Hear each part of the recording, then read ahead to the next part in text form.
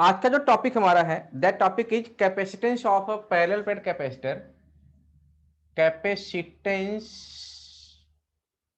Of a parallel plate capacitor, parallel plate capacitor with dielectric slab, dielectric slab.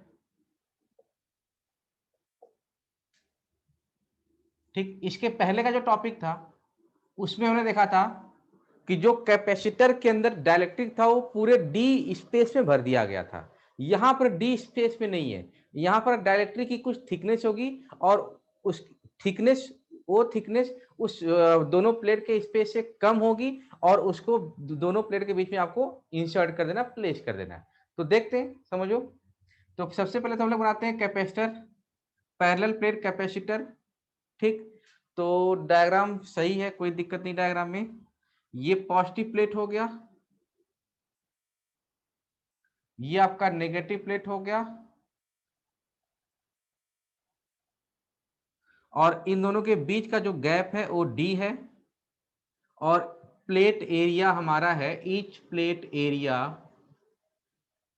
ए है, ये मैं हर उसमें लिख रहा हूं, sorry, capital A, each plate area A है। ठीक, तो लिखता हूं इसको मैं, आप साथ में मेरे नोट करते हुए चलना। Consider a parallel plate capacitor, a parallel plate capacitor of plate area A, of plate area A, and separation between them is D, and separation between them is D। ठीक, charge on each plate, sorry, charge density, charge density, charge density का मतलब charge per unit area. क्या? Charge per unit area, charge density of each plate is equal to sigma. Therefore total charge Q on each plate is equal to क्या हो जाएगा, sigma into A. Q is equal to sigma into A. अब इसको हमने note करके रख लिया। Now यहां तक तो कहानी समझ में आ रही है, कोई दिक्कत नहीं है। अब आपको क्या करना है, एक डाइलेक्ट्रिक स्लैब लेना है ऑफ थिकनेस T। लिखते हैं उसको, चलो। Take a dielectric slab, take a dielectric slab, dielectric slab of thickness T। ठीक, and place it, place it in between, place it in between the plates of parallel plate capacitor. लेकिन यहां पर एक problem है, ये कहानी लिख तो दी आपने कि एक पतला सा डाइलेक्ट्रिक स्लैब लेना है, उस डाइलेक्ट्रिक स्लैब को इसके बीच में कहीं पर रख देना है। बट यहां पर एक प्रॉब्लम है। प्रॉब्लम क्या है? क्योंकि दो प्लेट है, यहां पर दो प्लेट हैं। अब इन दोनों प्लेट से कितनी दूरी पर, आप ध्यान सुनिए मेरी बात को, इन दोनों प्लेट से कितनी दूरी पर आप इस डाइलेक्ट्रिक स्लैब को रखने वाले हो, तो बताना पड़ेगा आपको। ये बना दिया डाइलेक्ट्रिक स्लैब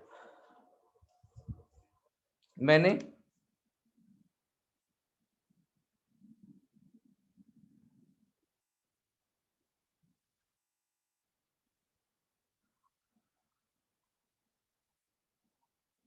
ओके।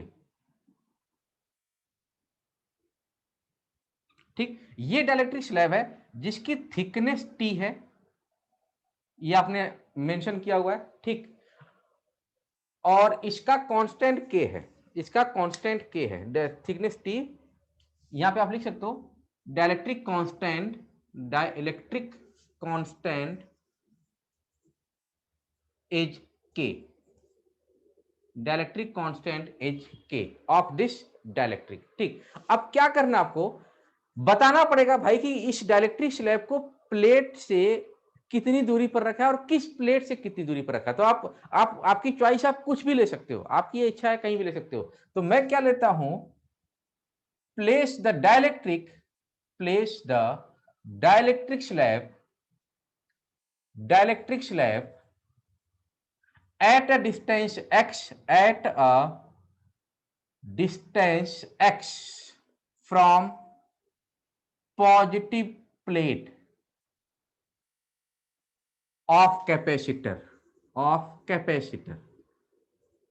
बताना था आपको, आपने बता दिया कि भाई ये जो पॉजिटिव प्लेट है या पहला वाला प्लेट है, इस प्लेट से आपने x दूरी पर ये रख दिया। ये है आपका डाइलेक्ट्रिक स्लैब जिसकी थिकनेस है t और कांस्टेंट है इसका k।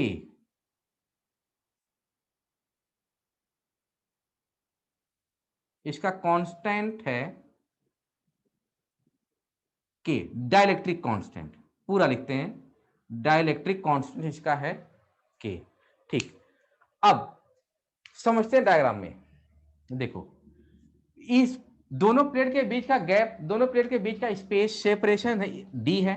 ठीक, पहले प्लेट से x दूरी पर आपने इस डाइलेक्ट्रिक स्लैब को रख दिया इन दोनों प्लेट के बीच में कहीं पर। ठीक, इसकी थिकनेस है t। तो आप मुझे बताओगे ये स्पेस कितना बचेगा, सोचिए और बताइए।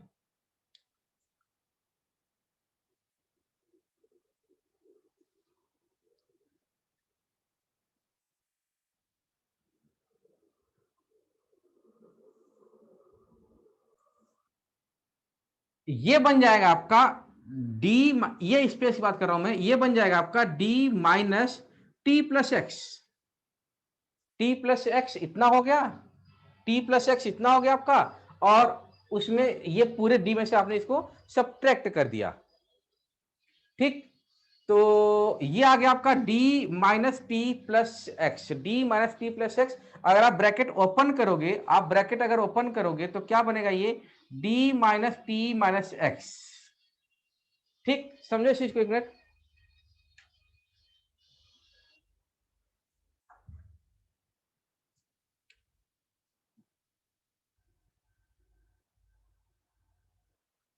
ठीक, d minus T minus x, तो ये बन गया आपका d minus T minus x, d minus T minus x. Good, ये बन गया हमारा d minus T minus x. I think आपको समझ में आया होगा, आया समझ में।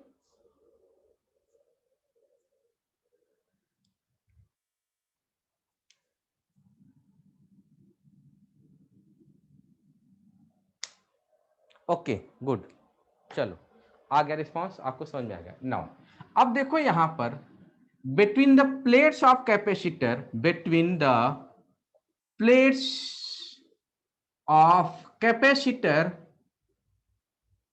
देयर आर थ्री रीजन्स, तीन रीजन बनते हैं। कौन कौन से, ये आपका आ गया region number 1, region number 2, region number, कहां लिखूं मैं इसको, यहां स्पेस है, region number 3, region number 1, region number 2, region number 3, तीन रीजन बन गया। अब तीन अलग अलग रीजन बन गए, इन तीनों अलग अलग रीजन में इलेक्ट्रिक फील्ड की क्या वैल्यू होगी, देखना ध्यान से। The value of electric field, electric field in these three regions, in these three regions will be, मान लिया पहले वाले का इलेक्ट्रिक फील्ड E1 है, दूसरे वाले का इलेक्ट्रिक फील्ड E2 है, और तीसरे वाले का इलेक्ट्रिक फील्ड E3 है। यहां पर है E1, यहां पर है E2, इसको मैं कैसे मिटाऊं, यहां पर है E2 और यहां पर है E3।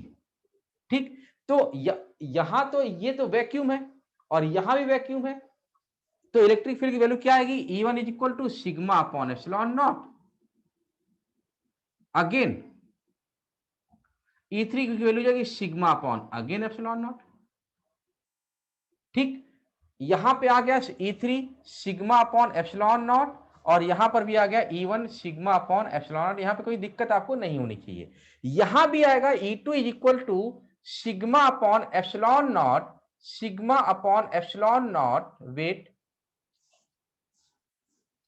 E2 is equal to sigma upon epsilon naught, but इसका डाइलेक्ट्रिक कांस्टेंट है के, तो डाइलेक्ट्रिक के अंदर इलेक्ट्रिक फील्ड डाइलेक्ट्रिक कांस्टेंट के फैक्टर से रिड्यूस हो जाता है। ये मैंने प्रीवियस लेक्चर में पढ़ा हुआ था। तो रिड्यूस हो जाता है, तो E2 की वैल्यू आ जाएगी हमारी सिग्मा अपॉन एप्सिलॉन नॉट के। आई थिंक आपको समझ में आया होगा। अगर आपको ये कॉन्सेप्ट समझ में आया तो हमने आधा काम कर लिया है। आई थिंक नोट कर लिया होगा आपने, आधे से ज्यादा ही काम कर लिया हमने। ठीक, तो ये हमने कर लिया ना। अब वही बेसिक वाला फॉर्मूला यूज करते हैं हम लोग, वही बेसिक वाला फॉर्मूला यूज करते हैं हम लोग। ठीक, यूज करिए इसको। क्या होगा, C is equal to Q upon V. अब यहां चूंकि एक अकेला रीजन तो है नहीं V के लिए, अब यहां तीन रीजन है, V1 V2 V3। जैसे E1 E2 E3 ऐसे V1 V2 V3। तो total charge Q upon V1 plus V2 plus V3। C is equal to Q upon what is the value of V1। हमारे पास formula है V is equal to E into D, V is equal to E into L, E into D. ठीक, जो भी आप use करो। तो V1 क्या हो जाएगा, V1 मतलब E1 इंटू एक्स, यहां पर D है आपका x। ठीक, plus V2 is equal to क्या हो जाएगा, E2 इंटू टी, यहां का डिस्टेंस है, यहां का D है T, यहां का गैप है T, प्लस E3 इंटू यहां का स्पेस कितना है, D minus T minus X. नहीं आया समझ में, नहीं आया, नो रिस्पॉन्स।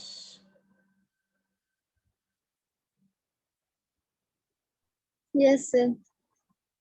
ओके, ठीक, अब सॉल्व करो इसको। Q अपॉन E1 की वैल्यू क्या है, सिग्मा अपॉन एप्सिलॉन नॉट। यहां पर आप Q की जगह लिख सकते हो सिग्मा इंटू ए।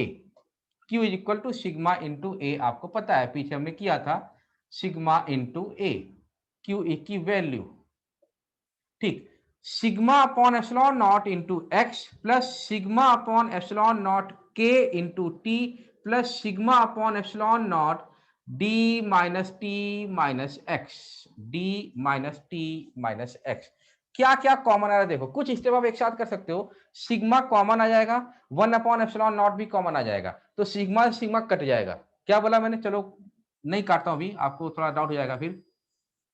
आप कॉमन ले लो sigma upon epsilon naught, common ले लो आप सिग्मा अपॉन एप्सिलॉन नॉट, अंदर क्या हो जाएगा x प्लस वन अपॉन के into t plus d minus T minus x. Sigma से सिग्मा कट गया, सिग्मा से सिग्मा कट गया। ठीक, काट दिया मैंने। ये एप्सिलॉन नॉट हमारा ऊपर चला जाएगा, सिंपल, ये एप्सिलॉन नॉट हमारा ऊपर चला जाएगा। ऊपर ले जाके देखते हैं इसको, अब इसको ऊपर ले जाके देखते हैं। ठीक, तो C इज इक्वल टू क्या हो जाएगा, epsilon naught A whole upon x plus t upon K plus d minus T minus x. X से एक्स हमें कटता हुआ दिख रहा है। C इज इक्वल टू आ गया मेरे पास epsilon naught A whole upon D minus t plus t upon K. This is the formula for capacitance of a capacitor with a dielectric slab. Formula for capacitance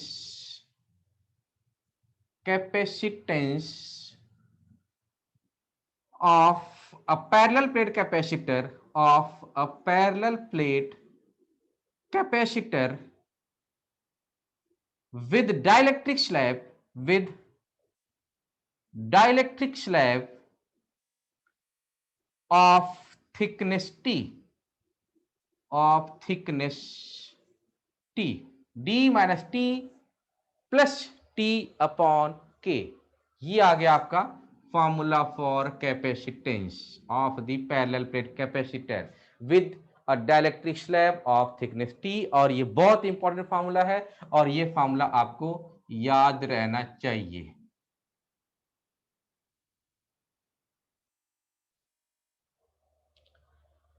okay, इसमें क्या special cases है उसको देखते हैं हम लोग। Special cases क्या हो, आपने पीछे पढ़ा भी हुआ होगा कि पहला जो स्पेशल केसेस का है, if t equal to zero, t equal to zero मतलब means that there is no dielectric slab, there is no dielectric slab। तो यही फॉर्मूला क्या बन जाएगा, C इज इक्वल टू, देखना ध्यान से, epsilon naught A upon D minus zero plus zero upon K. C is equal to epsilon naught A upon D. ये वही कैपेसिटेंस वैल्यू आ गई जो हमारी होती थी capacitance of a parallel plate capacitor when vacuum is in between the plates. हटा दिया इसको, टी को जीरो कर दिया, टी को जीरो करना तो डायरेक्ट स्लैब ही हटा दिया आपने। दूसरा केस देखो इसका, if t equal to d means that dielectric is filled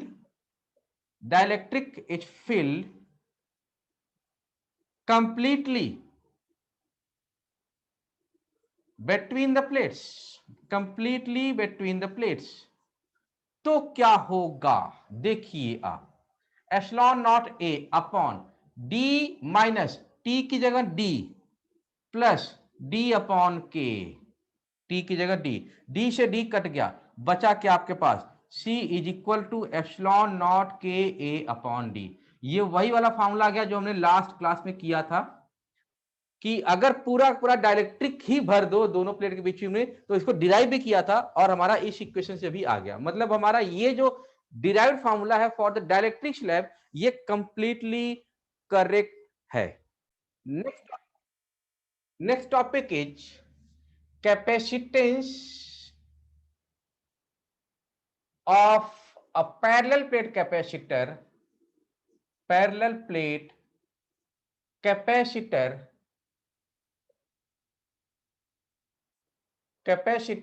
with conducting slab। क्या बोला मैंने, विद कंडक्टिंग स्लैब। जहां पर अभी तक आपका था डाइलेक्ट्रिक स्लैब, वहां पर आ चुका है कंडक्टिंग स्लैब। तो ये डेरिवेशन आपने खुद से करना है, ट्राई करो आप खुद से करने के लिए। ये हमारा कैपेसिटर है, पैरेलल प्लेट कैपेसिटर, सॉरी यहाँ पे माइनस आएगा, माइनस माइनस माइनस माइनस, ठीक है, यहां पर आ गया माइनस, यहां पर आ गया माइनस। अब इन दोनों के बीच का जो गैप है वो है डी, इन दोनों प्लेट्स के बीच का जो गैप है दैट गैप इज डी, और इन दोनों के बीच में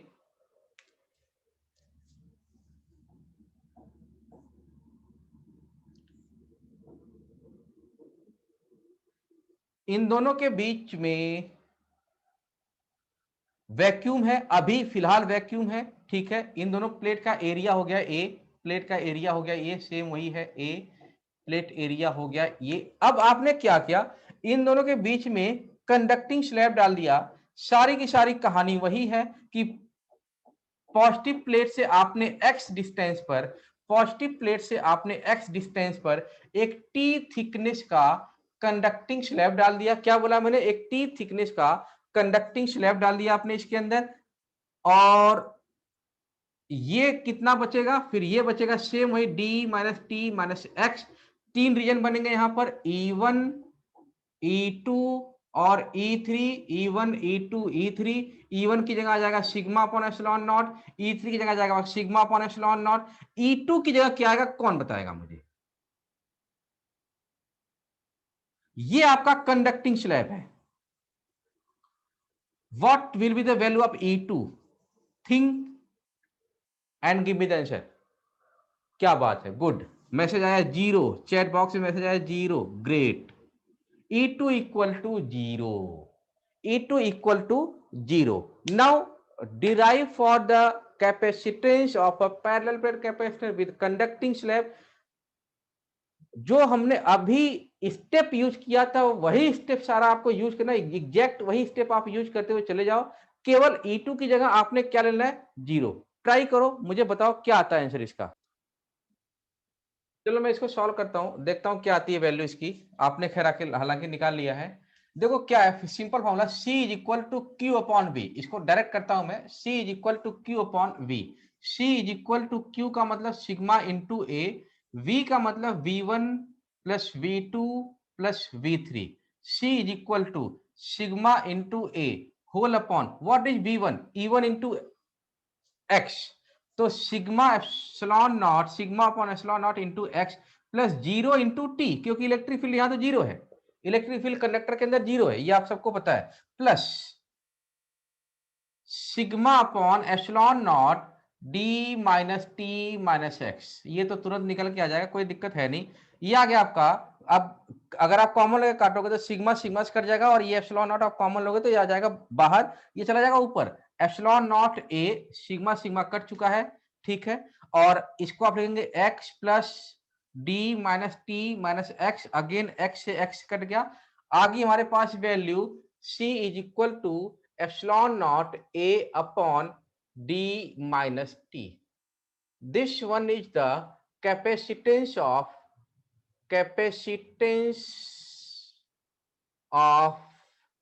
parallel plate capacitor with conducting slab। क्या बोला मैंने, with कंडक्टिंग स्लैब, ठीक। एक टी थिकनेस का आपने इसके अंदर एक कंडक्टर या कंडक्टिंग स्लैब डाल दिया, तो ये कैपेसिटेंस वैल्यू निकल के आ गई डी माइनस टी, ये डी माइनस टी है। अब एक क्वेश्चन छोटा सा आपके साथ ये है, ये पूछ रहा हूं क्वेश्चन में कि भाई जो हमने कंडक्टिंग स्लैब ये डाल दिया इसके अंदर, तो जो विदाउट कंडक्टिंग स्लैब कैपेसिटेंस था, ध्यान से मेरे बात में क्या बोलना चाह रहा हूं, विदाउट कंडक्टिंग स्लैब जो कैपेसिटेंस था, ये तो डेरिवेशन खत्म गया यहाँ पे। अब इसके आगे थोड़ा सा नेक्स्ट आपको एक थॉट प्रोसेस दे रहा हूं सोचने के लिए आपको, कि सोचना आप कि, और अभी सॉल्व करेंगे इसको हम लोग, कि विदाउट कंडक्टिंग स्लैब जो कैपेसिटेंस था वो क्या था, C is equal to epsilon naught A upon D। Conducting slab ये आया, question is that which capacitance is greater, this capacitance is greater और capacitance without conducting slab is greater. मतलब अगर मैं यहां पर लिखता हूं, ये तो आपने नोट कर लिया, आप अपने ड्राइव कर लिया इसको, ठीक। ये इसको अभी लिखा देता हूं मैं, और इसको मैं मिटा देता हूं डायग्राम को, अब तो इसकी जरूरत नहीं है। हाँ,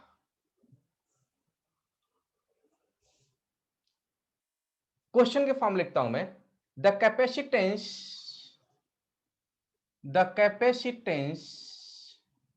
of a parallel plate capacitor, कई बार आ चुका है बोर्ड में ये, the capacitance of a parallel plate capacitor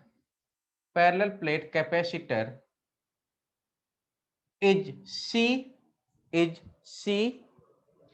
ठीक। When vacuum is between them, when vacuum is in between them, and the capacitance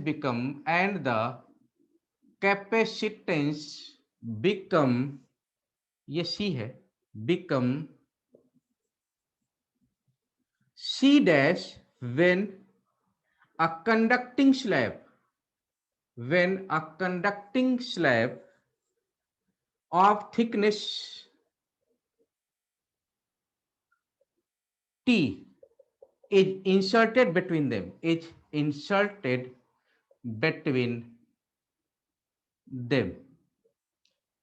which one is correct option. कौन सा ऑप्शन करेक्ट इसमें है वो आपको बताना है, देखना ध्यान से।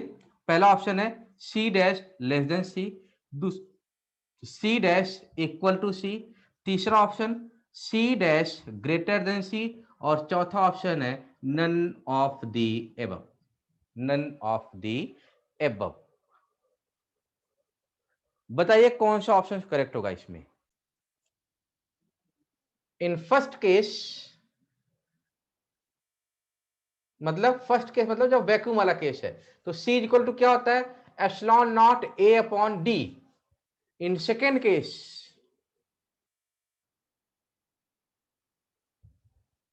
इन सेकेंड केस क्या है आपका C dash is equal to, जब आपका dielectric sorry conducting slab insert कर दिया गया, not dielectric, conducting slab insert कर दिया गया, तो जब कंडक्टिंग स्लैब इंसर्ट किया जाएगा तो कैपेसिटेंस क्या होता है, epsilon naught A upon D minus T, epsilon naught A upon D minus T. आपको क्लियरली दिख रहा है इन दोनों फॉर्मूले से कि यहां भी एप्सिलॉन नॉट है, यहां भी एप्सिलॉन नॉट ए है, ठीक है, दोनों यानी जो ऊपर की वैल्यू है दोनों सेम है, नीचे की वैल्यू देखो यहां पर डी है और यहां पर डी माइनस टी है, यानी नीचे वाली वैल्यू कम हो रही है, डी माइनस टी, आप डी में से कुछ सब्ट्रैक्ट कर रहे हो, तो जब ये वैल्यू छोटी हो रही है तो सी डैश क्या हो जाएगा, C dash greater than C, C dash greater than C, ठीक, then the option third is the correct option, option third is the correct option.